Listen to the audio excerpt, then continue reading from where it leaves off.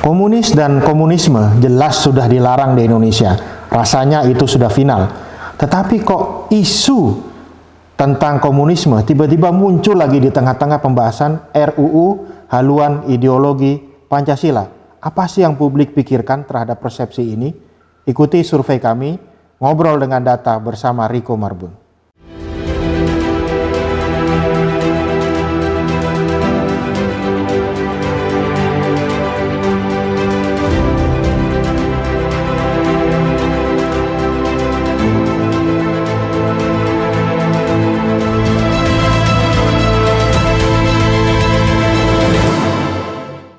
Bagian kedua dari survei tentang rancangan undang-undang haluan ideologi Pancasila yang kami lakukan itu seputar isu yang cukup sensitif, yaitu tentang kebangkitan komunis. Kita sudah tahu bahwa komunis sudah tidak ada tempatnya lagi di Indonesia, baik komunis maupun komunisme itu dilarang secara total dan tidak ada ruang lagi bagi mereka untuk masuk. Tetapi dengan adanya rancangan undang-undang haluan ideologi Pancasila ini, tiba-tiba penolakan terhadap rancangan undang-undang haluan ideologi Pancasila ini dikaitkan dengan penolakan atas kembali bangkitnya komunisme dan ruang masuk di dalam RUU HIP. Nah, di bagian kedua ini kita ingin melihat apa sih yang publik pikirkan tentang isu komunisme di dalam RUU HIP. Saya ulangi lagi, ini adalah persepsi loh ya, bukan sesuatu yang benar-benar terjadi, tetapi apa yang publik pikirkan tentang isu komunisme dikaitkan dengan RUU HIP.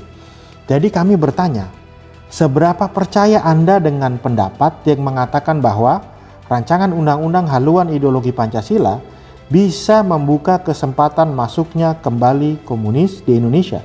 Ternyata jumlah orang yang percaya itu ada 35,9% di total. Terdiri dari sangat percaya 15,2%, percaya 20,7%. Yang menyatakan tidak percaya totalnya ada 25%. Terdiri atas sangat tidak percaya 2,2% dan tidak percaya 22,8%. Dan tidak tahu tidak jawab 39,1%. Jadi total publik yang menyatakan bahwa RUU HIP ini itu memang bisa membuka pintu masuk, persepsi pintu masuk atas masuk ke komunis Indonesia itu ada 35,9% dan tidak percaya 25%. Apa alasannya? Kami bertanya kepada mereka, kenapa kok Anda bisa percaya kepada isu itu yang menyatakan bahwa RUU haluan ideologi Pancasila itu bisa membuka kesempatan masuknya kembali komunis di Indonesia? Walaupun saya yakin dari seluruh yang partai politik yang terlibat di dalam paripurna menggolkan RUU HIP ini, saya rasa tidak ada satupun yang punya niatan itu. Tetapi kok kenapa publik bisa berpikir sampai ke situ?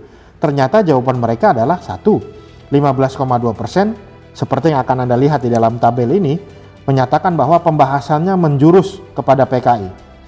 Yang kedua, 12,1% menyatakan tidak adanya pencantuman pelarangan komunis yang jelas, 12,1%. Kemudian 12,1% lagi menyatakan bahwa terjadi kelonggaran di RUU itu agar PKI bisa masuk. Kemudian 9,1% menyatakan sila pertama itu diganti. Kemudian ada lagi yang menyatakan bahwa 6,1% RUU HIP ini diduga ditunggangi PKI. Ini persepsi loh ya, belum tentu terjadi, tapi persepsi orang. Dan 3% menyatakan bahwa mereka takut dijajah komunis. Dan Anda bisa lihat lagi sisa dari persepsi itu. Nah, selanjutnya itu adalah alasan kenapa orang percaya bahwa undang-undang HIP itu membuka kesempatan kembali komunis. Yang kedua, kita tanyakan, kenapa Anda tidak percaya? Bagi mereka yang tidak percaya tadi, yang jumlah totalnya itu 25%, kenapa Anda tidak percaya bahwa undang-undang HIP ini bisa membuka kesempatan masuk kembali komunis? 17,4% menyatakan bahwa PKI kan sudah dilarang di Indonesia, jadi tidak akan bisa masuk lagi. 17,4% lagi menyatakan PKI sudah tidak ada. Ya, 8,7% menyatakan ini hoax. 4,3% menyatakan sulit membuka kesempatan PKI datang kembali. Jadi, selain kita mendapati data bahwa memang proporsi publik yang mempercayai ya bahwa isu komunisme ini kemudian bisa masuk di dalam pembahasan haluan ideologi Pancasila, kita juga menemukan adanya beberapa alasan kenapa kok tiba-tiba isu itu bisa dipercaya oleh publik yang cukup luas, yaitu 35,9%. Alasan utamanya itu sebenarnya ada dua kalau kami lihat. Yang pertama itu adalah dalam rancangan Undang-Undang Haluan Ideologi Pancasila, publik merasa tidak ada satupun pasal atau ayat yang secara jelas dan tegas melarang kembali masuknya komunis ke dalam Indonesia dalam bentuk apapun.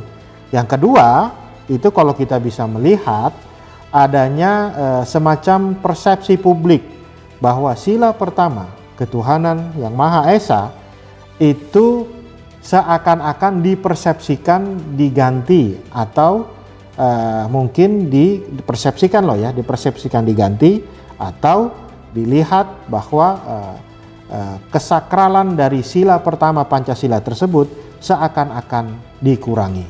Jadi itulah dua tema besar yang kami dapatkan di dalam survei kami, bahwa sebagian besar publik tidak setuju adanya Trisila dan Ekasila, dan publik yang menyatakan bahwa isu komunisme itu memang bisa dikaitkan dengan RUU HIP itu memang terasa cukup nyata dirasakan oleh publik.